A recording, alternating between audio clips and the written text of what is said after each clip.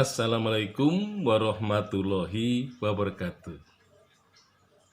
Saya sangat berbahagia pada hari ini karena diberi kepercayaan untuk mengulas mengenai muatan lokal dengan kaitannya dengan kurikulum. Nah, dalam acara ini kita bertemu dengan kolega Dr.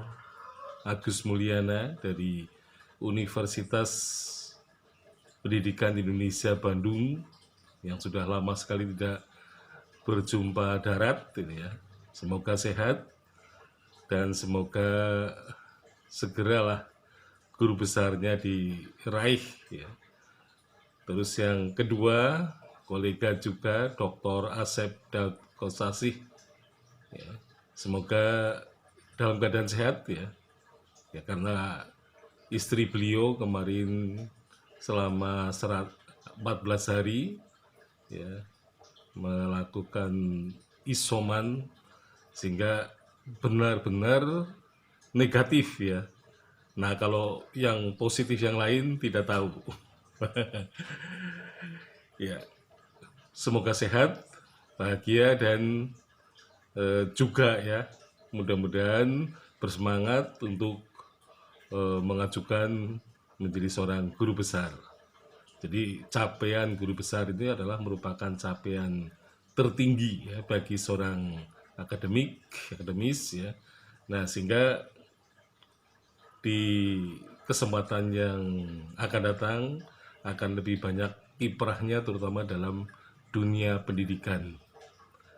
Oh ya, selamat bertemu kembali dengan calon doktor Bapak Arifin Suryo Nugroho ya, semoga sehat saja karena kita dalam situasi pandemi jarang sekali bertemu atau bertatap muka. Nah, sehingga semoga ibundanya beliau itu dalam keadaan sehat dan sembuh ya dari penyakitnya.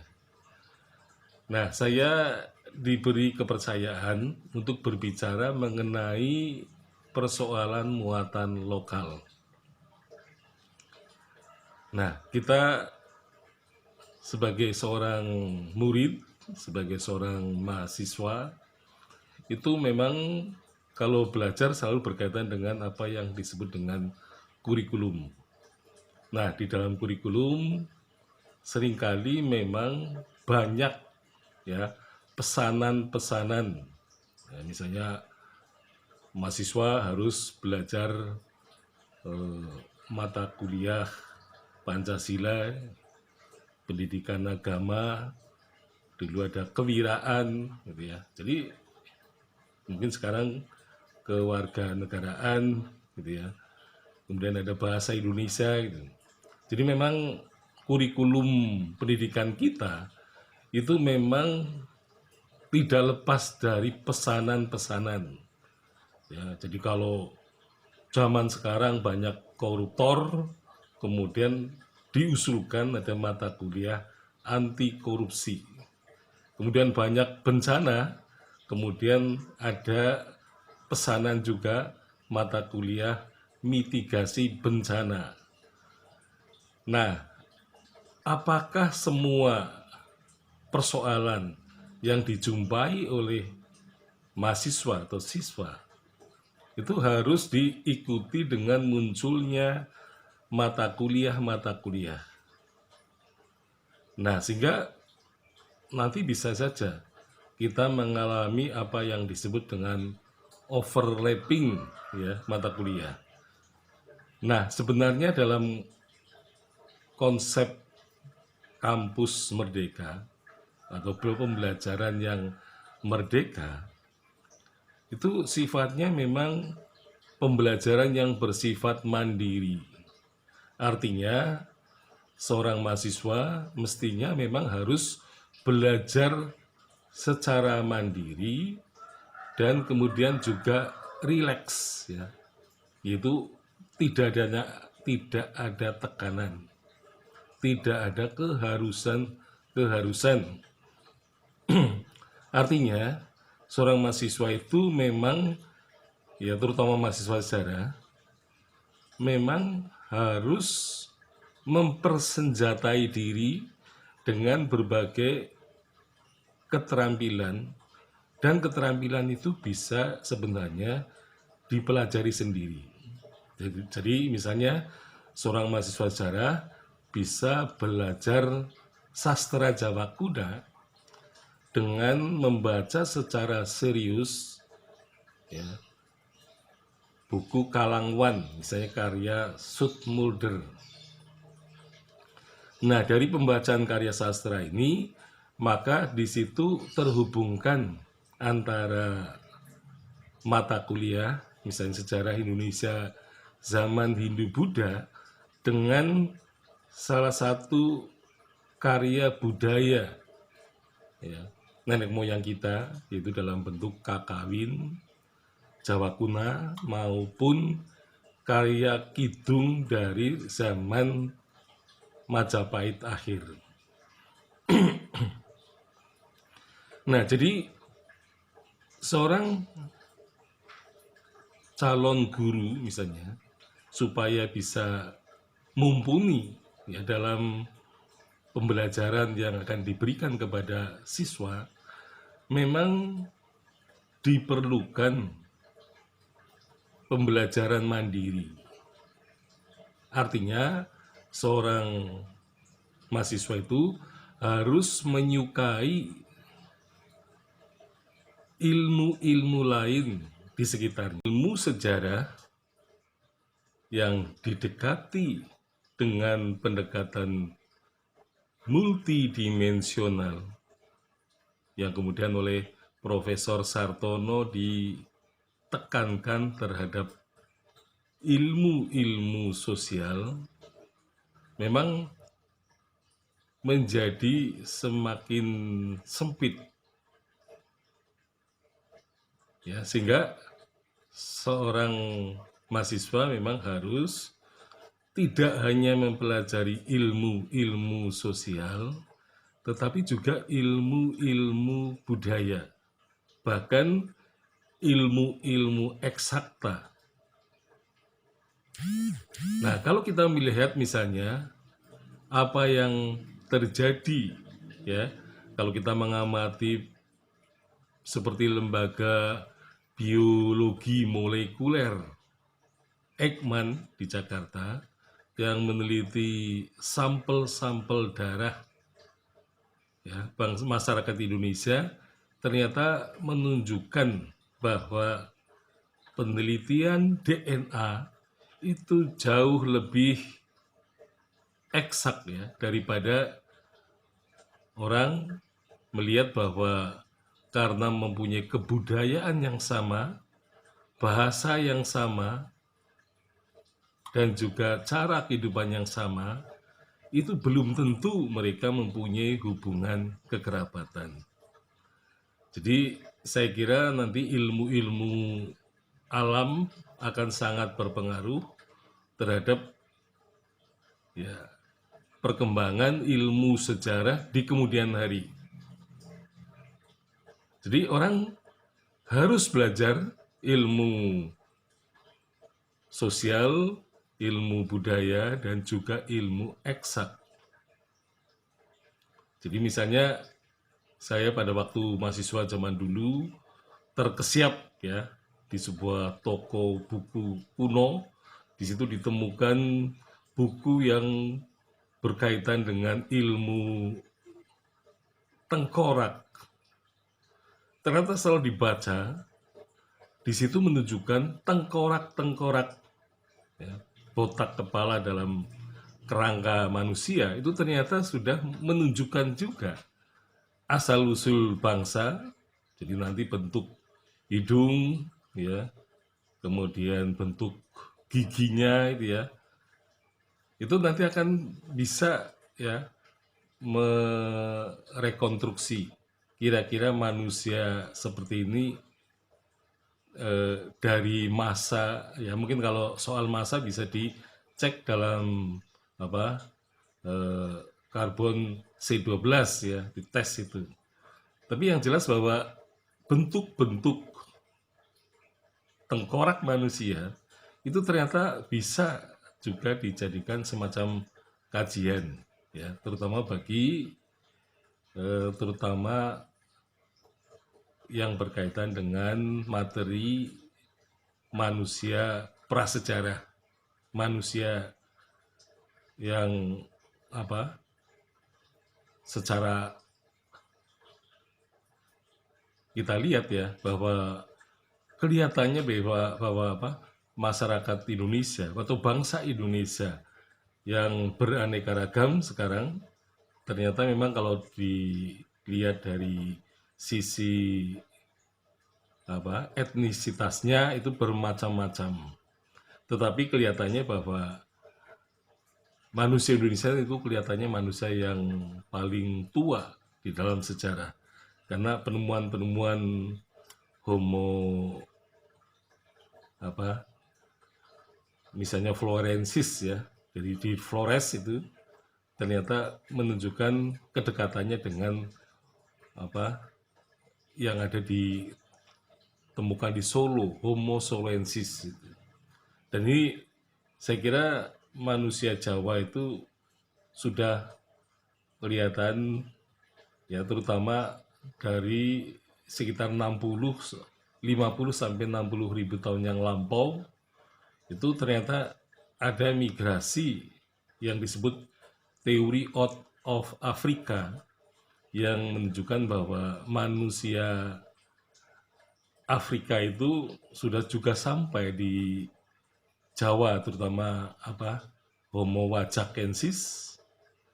Sementara gua yang menggunakan hiasan tangan ini ternyata gua yang ditemukan di Sulawesi ya Sulawesi Selatan itu lebih mungkin tertua di dunia. Jadi mengalahkan yang tertua selama ini yang ditemukan di Spanyol ya. Jadi di Sulawesi ternyata ada yang lebih tua. Nah, ini menunjukkan bahwa sebenarnya pengetahuan seperti itu bisa diperoleh dari membaca secara mandiri. Nah, jadi dengan bekal membaca yang sebanyak-banyaknya bagi mahasiswa itu sebenarnya bisa menutupi ya kelemahan dari kurikulum ya pendidikan sejarah yang kalau kita menuruti harus ada mata kuliah seperti itu tentu saja akan mempersulit ya, terutama bagi para pengembang kurikulum karena adanya banyak pesanan sementara orang kadang-kadang melihat bahwa dengan banyaknya mata kuliah itu dianggapnya sebagai cara atau jalan keluar untuk menyelesaikan persoalan. Nah, dalam rangka kampus merdeka atau belajar merdeka, sebenarnya belajar merdeka itu yang paling bagus memang harus belajar mandiri, apalagi mahasiswa sejarah itu harus banyak membaca referensi-referensi dari berbagai ilmu yang ternyata menarik sekali, baik dari ilmu-ilmu alam, ilmu-ilmu budaya maupun ilmu-ilmu sosial. Jadi kekayaan pengetahuan dari bacaan itu sebenarnya bisa memperkaya diri bagi mahasiswa daripada ya. Jadi saran saya memang sebaiknya janganlah selalu menambah mata kuliah yang sebenarnya mata kuliah itu bisa dipelajari secara mandiri. Jadi pengalaman saya juga begitu ya. Ketika ingin memperdalam sejarah Majapahit, saya membaca banyak buku tentang Majapahit. Ketika saya ingin memperkuat ya, sejarah lokal, saya membaca sejarah-sejarah lokal yang ada di daerah misalnya di Jawa Tengah.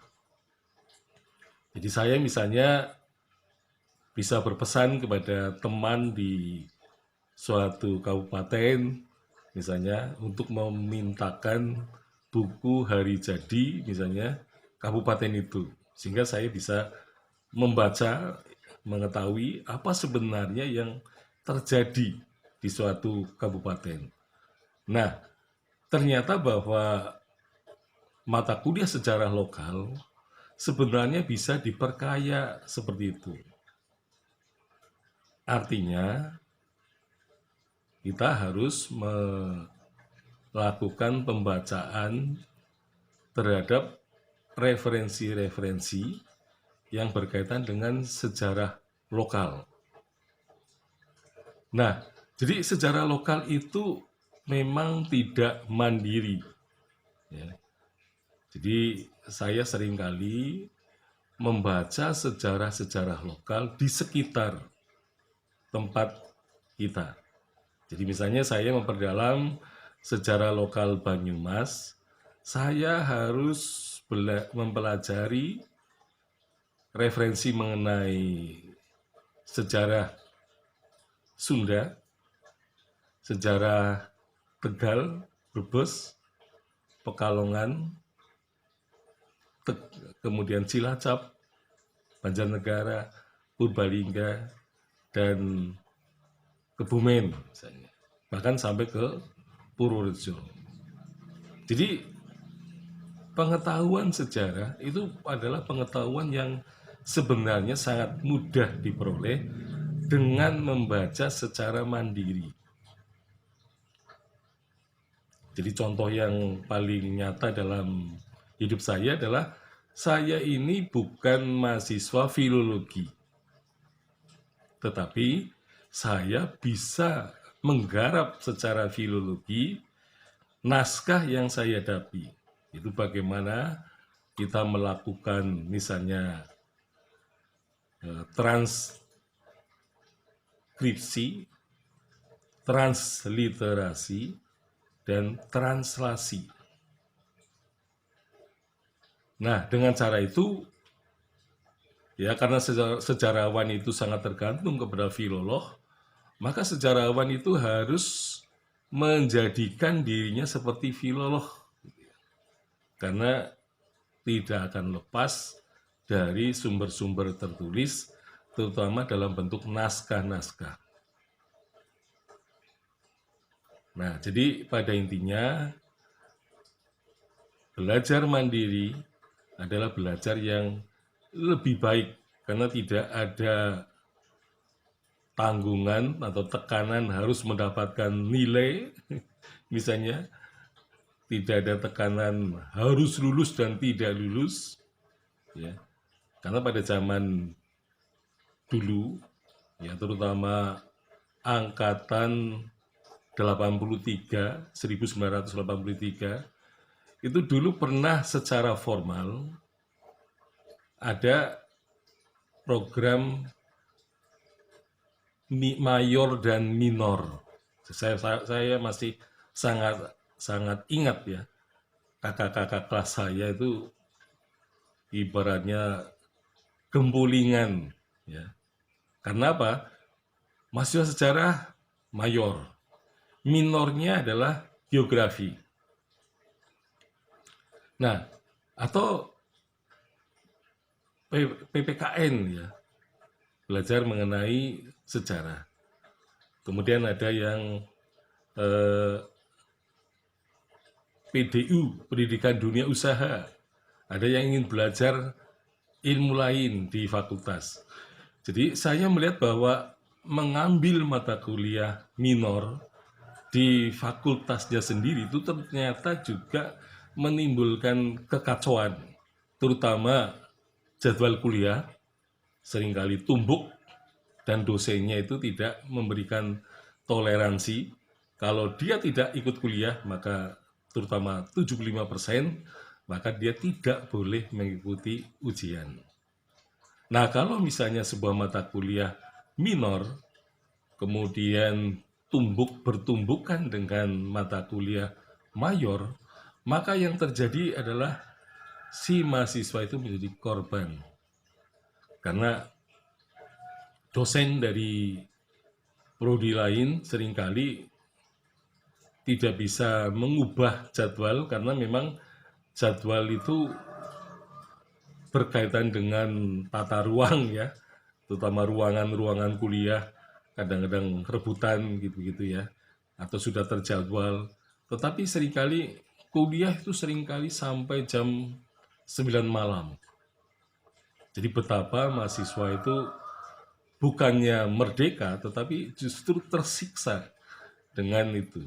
Dan yang sering terjadi, banyak mahasiswa yang tidak bisa mengikuti ujian karena tidak mencukupi 75% syarat ikut kuliah, dan kemudian juga mereka ketika ujian pun bisa jadwalnya bertumbukan dengan mata kuliah lain. Sehingga sering terjadi ada banyak nilai-nilai mata kuliah, baik kadang-kadang terutama minor yang dikorbankan, yang kosong atau sudah divonis ya, misalnya dengan nilai E atau tanpa nilai. Nah, itu sering terjadi dan saya melihat keluhan-keluhan dari mahasiswa angkatan 81 sampai 83 itu begitu rumitnya. Jadi itu baru belajar di satu fakultas. Bagaimana dengan fakultas lain? Gitu ya. Jadi menurut saya memang kampus merdeka tidak harus mahasiswa itu kuliah di fakultas lain atau di dalam fakultasnya sendiri atau fakultas lain atau dari perguruan tinggi lain. Jadi yang disebut kampus merdeka itulah pembelajaran mandiri ya. Dan semuanya itu menggunakan itikat si mahasiswa itu untuk memperdalam ilmu sejarah dari berbagai segi. Jadi kalau misalnya memang waktu-waktu luang mahasiswa digunakan untuk membaca ilmu-ilmu di sekitar ilmu sejarah, saya yakin bahwa kita tidak perlu belajar mata kuliah gitu ya.